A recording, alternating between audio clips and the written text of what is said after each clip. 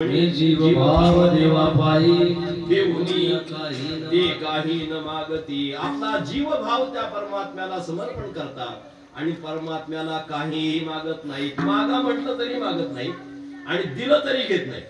संतांचं वैशिष्ट्य ते म्हणतात, मागा म्हटल्यानंतर कधीतरी मागतात। काय म्हणतात?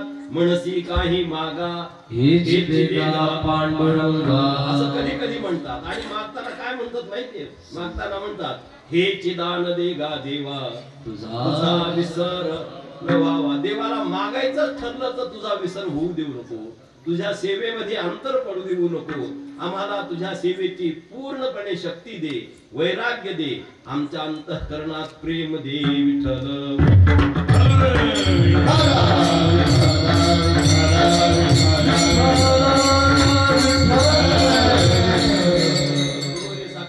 कबीर महाराजांची गोष्ट सांगत असत, तुम्ही कदाचित ऐकलेली असेल। ते म्हणायचे की कबीर महाराजांचं वैशिष्ट्य, आपल्या संतांचं, सर्व संतांचं वैशिष्ट्य हेच आहे। काय?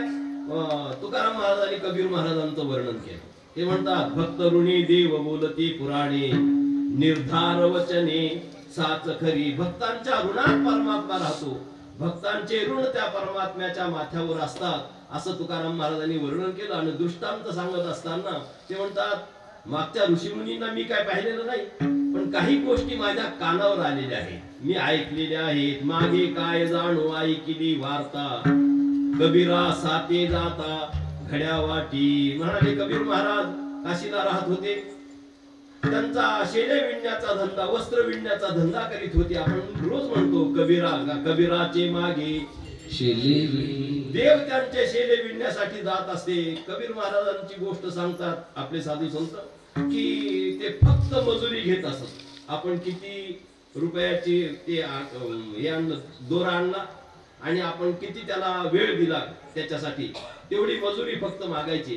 आणि मजुरी मागत असल्या कारणाने बाजारात गोष्ट अशी असते की आपल्याला जर वस्तू 40 रुपयाला द्यायची असेल तर 40 रुपये सांगून चालत नाही, 80 रुपये सांगावे लागतात। 80 रुपये सांगितल्यानंतर कसा तरी आपला तो 40 रुपयाला मागतो आणि ते परवडतं। कबीर महाराजांचं तसं नव्हतं। कबीर महाराज जी किंमत आहे तीच सांगायची। लोक म्हणत असत की महाराज काहीतरी कमी करा, म्हणले कमी नाही आणि जास्त पण नाही, ह्याच्यापेक्षा जास्तही पैसे नको, आपल्याला जास्त किती आले तरी चालतात आणि कमी अजिबात चालत नाही। त्यांना कमी चालत नाहीत आणि जास्त सुद्धा चालत नाहीत। तुकाराम महाराजांनी त्यांचा इतिहास सांगितला, ऐकला आणि आपल्याला सांगितला की कबीर महाराज एकदा बाजाराला आपले वस्त्र घेऊन विकायला जात असताना गोरगरीब लोक त्यांना रस्त्यात भेटले की जे वस्त्र घेऊ शकत नाही, त्यांना वस्त्र नाही, खूप थंडी आहे। तर त्या गोरगरिबांना पाहून त्यांना दया आली आणि हे वस्त्र त्यांनी कृष्णार्पण म्हणून त्या गोरगरिबांना वाटलं। गोरगरिबांना वस्त्र वाटल्यानंतर देवाला काळजी, हे जास्त घेत नाहीत आणि आता कमी पण मिळायचा, म्हणजे योग्य मोबदला पण मिळायचा प्रश्न संपलेला आहे, याने दान दिलेलं आहे। मग देवाने माघारिया धन आणिले घरासी, नेघे केला त्यासी त्याग तेणे। परमात्मा स्वतः धन देण्यासाठी आला तर कबीर महाराजांनी ते धन घेतलं नाही। महाराज सांगतात, हे जे ऋण आहे, दान दिलं गोरगरिबाला, परमात्मा स्वरूप समजून दान दिलं आणि त्या दानाचं ऋण भगवंताच्याकडे, भगवंताच्या मस्तकावर राहिलं। असा भगवंत ज्यांचा ऋणी आहे, देव ज्यांचा ऋणी राहतो, त्या देवालाही ते मागत नाही। सामान्य लोकांची मागण्याची, इतरांना मागण्याची तर गोष्ट सोडून द्या विठ्ठल।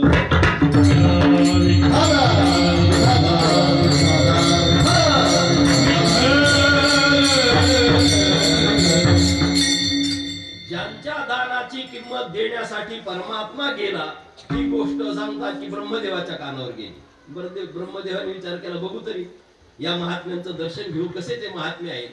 ब्रह्मदेव त्या कबीर महाराजांच्याकडे गेले आणि कबीर महाराजांना विनंती केली, महाराज तुमची फार गरिबी आहे, फार सचोटीने तुमचा व्यवसाय चालतो आणि दान केल्यानंतर देव तुम्हाला द्यायला आला तरी तुम्ही घेत नाही।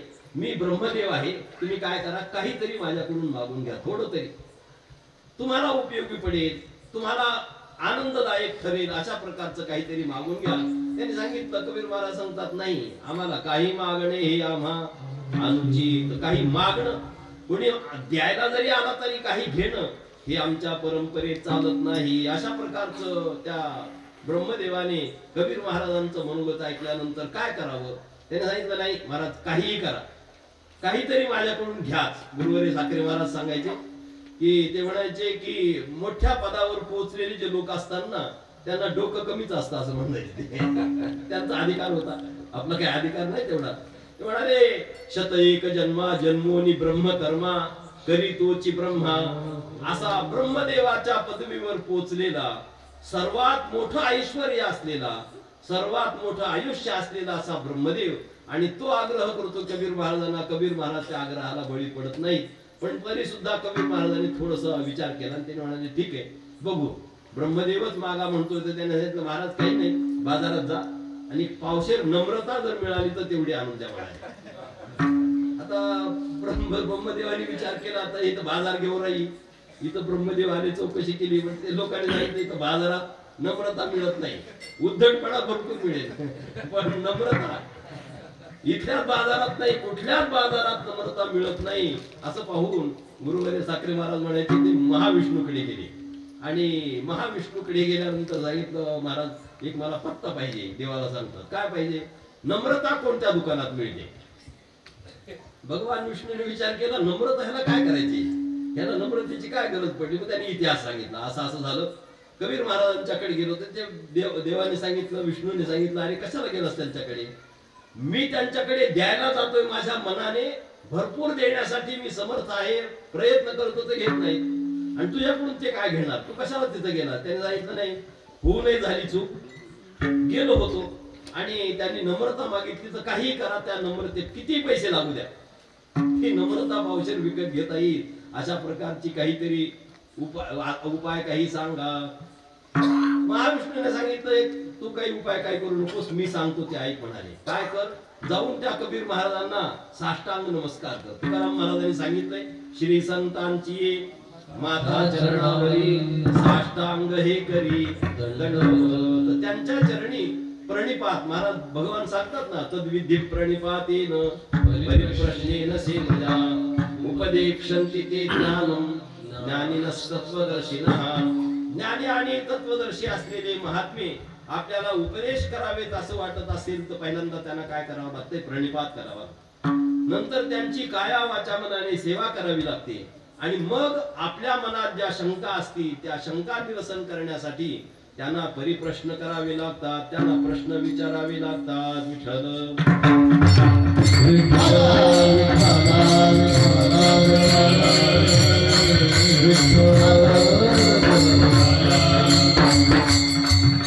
ब्रह्मदेव महाविष्णूला सांगतात की पावशे एक साष्टांग दंडवत नाही, 1000 दंडवत घालतो म्हणाले. जसं सूर्याची उपासना करण्यासाठी सूर्य नमस्कार 1000 घालतात, मी 1000 दंडवत त्यांच्या चरणी घालतो, फक्त अगोदर नम्रता द्या. महाविष्णूने सांगितलं, तू काही विचार करू नको, जाऊन काय कर, फक्त दंडवत कर आणि काय होतं ती बघ. आपल्याला गोष्ट संपली आपली गोष्ट. ब्रह्मदेव गेले, त्या कबीर महाराजांच्या समोर दंडवत घातला. कबीर महाराज उत्तर देतात. कबीर महाराजांना काही इच्छा आहे काय की आपल्या पुढे दंडवतच घालावं म्हणून? त्यांनी सांगितलं, महाराज तसं नाही, तुम्ही मला अडचणीत आणीत होता, माझं जे व्रत आहे त्या व्रताला मोडण्याचा तुम्ही प्रयत्न करीत होता, म्हणून तुम्हाला हा मी उपाय मागितला, नम्रता तुमच्याकडे मागितली. तुम्हाला जो उपाय सापडलेला आहे तो पावशेर नम्रतेचा नाही म्हणले, ही 1.25 किलो झाली. पावशेरापेक्षा काय झाली? तुम्ही नुसते दुरून जरी हात जोडले असते तरी सुद्धा मला समाधान झालं असतं, पण तुम्ही साष्टांग दंडवत माझ्यासारख्या सामान्य माणसाच्या चरणी घालताय. माझा नम्रता जी मागितली होती ती भरपूर आम्हाला मिळाली, आपली गोष्ट संपली. महाराज सांगतात की ब्रह्मदेवासारखे थोर जरी असले, यद्यपि काही लोकांना असं वाटेल याच्या गोष्टीतून की काय एवढं मोठं ऐश्वर्य, एवढे मोठे 4 डोके असलेले बुद्धिमान असलेले ब्रह्मदेव, आणि त्यांचा अपमान करतात. त्यांचा अपमान करण्यात तात्पर्य नाही, त्यांचा कमीपणा सांगण्यात तात्पर्य नाही, संतांची थोरवी सांगण्यासाठी, संतांचं महात्म्य प्रतिपादन करण्यासाठी अशी गोष्ट समाजामध्ये सांगितली जाते. महाराज सांगतात, ब्रह्मदेवाला सुद्धा ज्यांचा महिमा खऱ्या अर्थाने कळत नाही, त्यांचा महिमा माझ्यासारख्या सामान्य पामराने तुमच्या समोर काय वर्णन करावा. तरी सुद्धा काही संतांचं महत्व, काही संतांच्या गोष्टी काही संतांचं वैशिष्ट्य आपल्या समोर जगद्गुरु तुकाराम महाराज सांगतातच. त्यापैकी एक वैशिष्ट्य त्यांचं अभंगाच्या 3ऱ्या चरणात तापले चंदन